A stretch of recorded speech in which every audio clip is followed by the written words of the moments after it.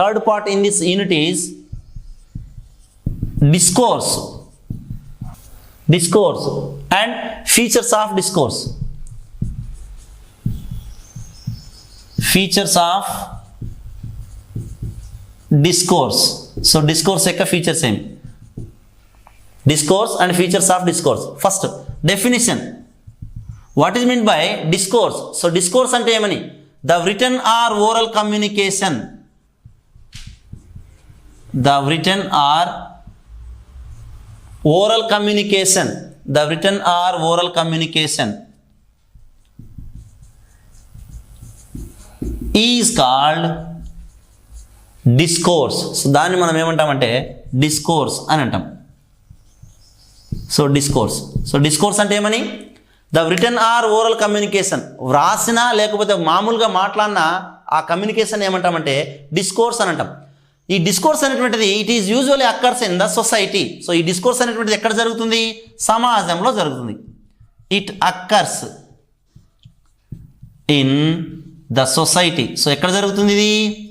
Discourse అనేటువంటిది సొసైటీలో జరుగుతుంది. మరి సొసైటీలో జరిగేటప్పుడు that discourse is being governed by societal rules. So సమాజంలో ఉన్నటువంటి నియమ నిబంధనలకు అనుకూలంగా ఒక డిస్కోర్స్ అనేటువంటి జరుగుతుంది.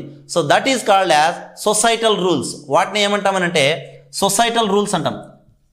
సో ఏ డిస్కోర్స్ జరిగినా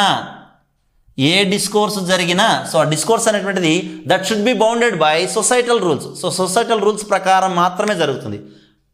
next, what type of societal rules govern discourse? Discourse అనేటువంటిది నియంత్రించబడాలి అని అంటే ఏ రకమైనటువంటి సొసైటల్ రూల్స్ ఉంటాయంటే there are 6 societal rules. So 6 societal rules ఉంటాయి. సో ఏమేమి అవి అని అంటే, so societal rules, discourse. So discourse యొక్క రూల్స్ లేదా ఫీచర్స్ సో ఏమేమి ఉంటాయనంటే, ఈ డిస్కోర్స్ యొక్క ఫీచర్స్ ఏముంటాయనంటే, so there are 6 discourse features. So 6 discourse features ఉంటాయి. సో ఏమేమి అంటే who, what, when, where, why, how. So ఒక డిస్కోర్స్ లేదా ఒక కమ్యూనికేషన్ అనేటువంటిది, సమాచార మార్పిడి అనేది జరుగుతుందంటే సో ఎవరి మధ్యన జరుగుతుంది? సమాచారం ఏమి, ఎప్పుడు జరుగుతుంది, ఎక్కడ జరుగుతుంది, ఎందుకు జరుగుతుంది, ఎలా జరుగుతుంది. So these 6 are the societal features, societal rules. So ఈ 6ని సొసైటల్ రూల్స్ అని అంటాం లేదా డిస్కోర్స్ ఫీచర్స్ అని అంటాం. ఒక డిస్కోర్స్ అనేటువంటిది సో ఏ విధంగా జరుగుతుంది, ఎక్కడ జరుగుతుంది, ఎలా జరుగుతుంది అనేటువంటి ఈ విషయాలన్నింటినీ కలిపి ఫీచర్స్ ఆఫ్ డిస్కోర్స్ అని అంటాం. Features of discourse, right. So features of డిస్కోర్స్లో ఫస్ట్ చూడండి, who, right. So discourse features లో ఫస్ట్ దాంట్లో గమనించినట్లయితే హూ. సో ఈ హూ అనేటువంటి డిస్కోర్స్ ఫీచర్ సో దేనికి తెలియజేస్తుందంటే the relationship between 2 persons. So ఎవరైతే కమ్యూనికేషన్ లో ఎంగేజ్ అయి ఉంటారో ఆ కమ్యూనికేషన్ లో ఎంగేజ్ అయినటువంటి ఆ ఇద్దరి పర్సన్స్ యొక్క ద రిలేషన్షిప్ బిట్వీన్ ఆ ఇద్దరి పర్సన్స్ యొక్క సంబంధాన్ని తెలియజేస్తుంది. 2 persons.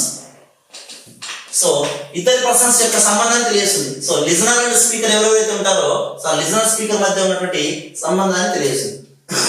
So it might be father and son, it might be teacher and student, it might be teacher and head master. So like that. So ఇట్లా ఆ ఇద్దరి మధ్య ఉన్నటువంటి సంబంధం ఏమి అనేటువంటి విషయాన్ని సో తెలియజేస్తుంది ఈ హూ అనేటువంటి. నెక్స్ట్ సెకండ్ ఫీచర్ వచ్చేసి వాట్. సో వాట్ వచ్చేసి దేని తెలియజేస్తుందంటే కాంటెక్స్ట్. సో సందర్భం ఏమి, సమాచారం ఏమి. So what is the communication about, what is the communication about. So communication అనేటువంటిది దేని గురించి జరుగుతుంది అనేటువంటి విషయాన్ని. So that means information.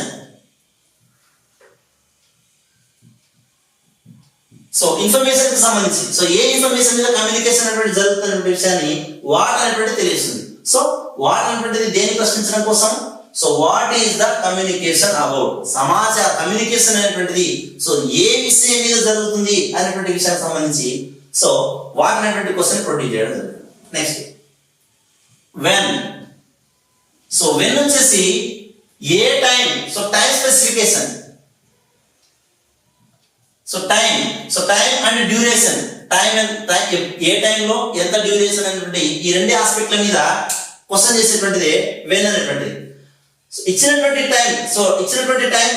Duration బట్టి ఆ కాన్వర్జేషన్ అనేటువంటి కమ్యూనికేషన్ అనేది జరుగుతూ ఉంటుంది. ఫర్ ఎగ్జాంపుల్ టైం బేస్ చేసుకొని మాట్లాడినట్లయితే సో మార్నింగ్ తర్వాత ఆఫ్టర్నూన్ తర్వాత ఈవినింగ్ 3 సెషన్స్ లో కమ్యూనికేషన్స్ అనేది జరిగినట్లయితే మార్నింగ్ జరిగినంత యాక్టివ్ పర్సెప్షన్ అనేటువంటిది, తర్వాత మార్నింగ్ జరిగినటువంటి యాక్టివ్ కమ్యూనికేషన్ అనేటువంటిది ఈవినింగ్ టైం ఉండకపోవచ్చు.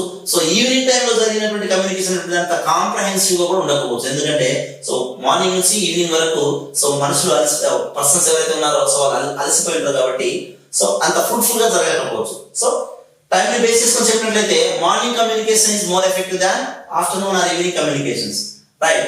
సో డ్యూరేషన్ విషయానికి వచ్చినట్లయితే based on the given time period, so time period బట్టి కమ్యూనికేషన్ అనేది జరుగుతుంది. For example if you want to participate in conferences, so conferences లో నువ్వు పార్టిసిపేట్ చేయగలిగినట్లయితే కాన్ఫరెన్సెస్ లో so the time will be allocated to you. So time అనేది నీకు ఇస్తారు, ఎంత 5 minutes 10 minutes 15 minutes 20 minutes అనేది based on the time period provided you.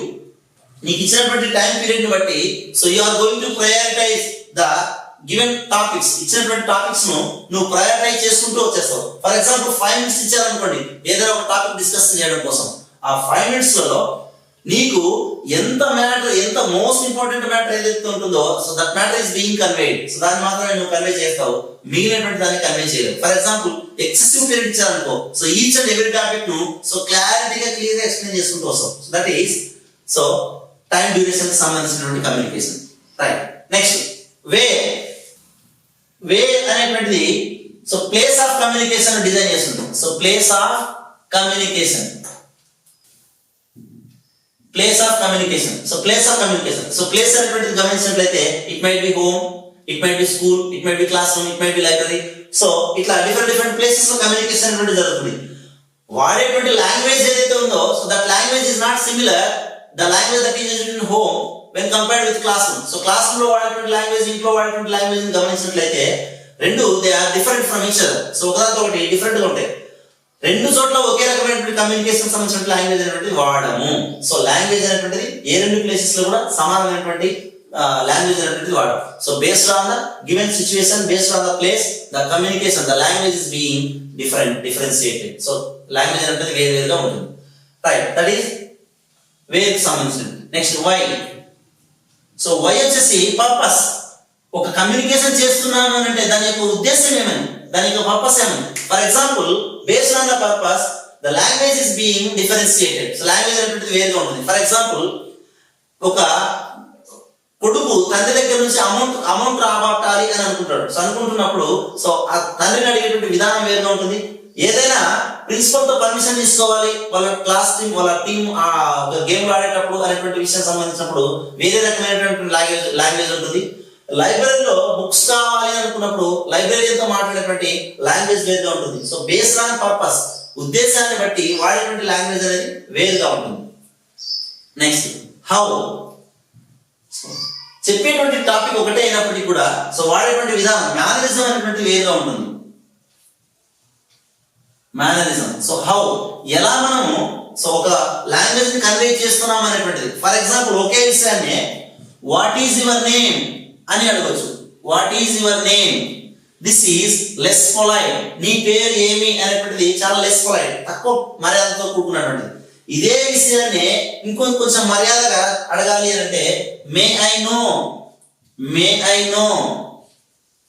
Your name, may I know your name. So నీ పేరు తెలుసుకోవచ్చా అని చెప్పి అడగచ్చు. లేదా మే ఐ నో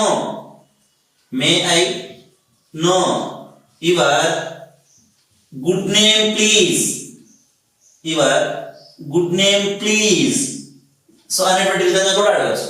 సో ఒకే విషయాన్ని వివిధ రకాలుగా అడగచ్చు. సో ఏ విధంగా ఎక్స్ప్రెస్ చేస్తాం అనేటువంటి విషయాన్ని సో మేనరిజం అని అంటాం. So what is your name అనేటువంటి లెస్ పొలైట్ గా ఉంటుంది. May I know your name అనేటువంటి కొంత పొలైట్ గా ఉంటుంది. May I know your good name please. So me good name please అనేటువంటి చాలా పొలైట్ గా ఉంటుంది. సో ఇట్లా ఒకే విషయాన్ని వివిధ రకాలుగా ఎక్స్ప్రెస్ చేయొచ్చు. సో దాన్ని మేనరిజం అని అంటారు. సో ఈ మేనరిజం అనేటువంటిది ఏది గవర్న్ చేస్తుందంటే హౌ అనేటువంటి విషయం గవర్న్ చేస్తుంది. So these are the 6 features of discourse. So discourse ఉన్నటువంటి 6 ఫీచర్స్ ఏమేమి అంటే ఇవి. Who, what, when, where, why, how. So ఈ 6 ఫీచర్స్ కూడా కమ్యూనికేషన్ ని, డిస్కోర్స్ అన్నా కమ్యూనికేషన్ అన్నా ఉంటాయి. ఓరల్ కమ్యూనికేషన్ ని డిస్కోర్స్ అని అంటాం, రిటన్ కమ్యూనికేషన్ కూడా డిస్కోర్స్ అని అంటాం. ఈ డిస్కోర్స్ ని ఈ 6 ఫీచర్స్ అనేటువంటి ఏ విధంగా గవర్న్ చేస్తారనే విషయాన్ని ఎక్స్ప్లెయిన్ చేయడం జరిగింది. సో హూ అనేటువంటిదేమో ఎవరైతే కమ్యూనికేషన్ లో పార్టిసిపేట్ చేస్తున్నారో పార్టిసిపెంట్స్ మధ్య ఉన్నటువంటి రిలేషన్షిప్ ను తెలియజేస్తుంది హూ అనేటువంటిది. వాట్ వచ్చేసి ఇన్ఫర్మేషన్ తెలియజేస్తుంది, వాళ్ళ మధ్య ఎటువంటి ఇన్ఫర్మేషన్ ఎక్స్చేంజ్ అవుతున్నటువంటి విషయాన్ని తెలియజేస్తుంది. వెన్ వచ్చేసి టైమ్ ఆఫ్ కమ్యూనికేషన్, ఏ సమయంలో జరుగుతుంది, అందులో ఎంత లిసనర్ ఎంత గ్రాప్ చేస్తాడు, స్పీకర్ ఎంత బాగా ఎఫెక్టివ్ మాట్లాడతారు అనేటువంటి విషయాన్ని తెలియజేయడం జరుగుతుంది. వేర్ వచ్చేసి ప్లేస్ ఆఫ్ కమ్యూనికేషన్, ఎక్కడ జరుగుతుంది అనేటువంటి దానికి సంబంధించినటువంటిది. వై వచ్చేసి ఎందుకు జరుగుతుంది, దాని యొక్క పర్పస్ ఏమి, ఆ కమ్యూనికేషన్ యొక్క పర్పస్ ఏమి అనేటువంటి తెలియజేస్తుంది. హౌ వచ్చేసి మేనరిజం ఆఫ్ కమ్యూనికేషన్ తెలియజేస్తుంది. So these are the 6 governing factors of or 6 features of a discourse.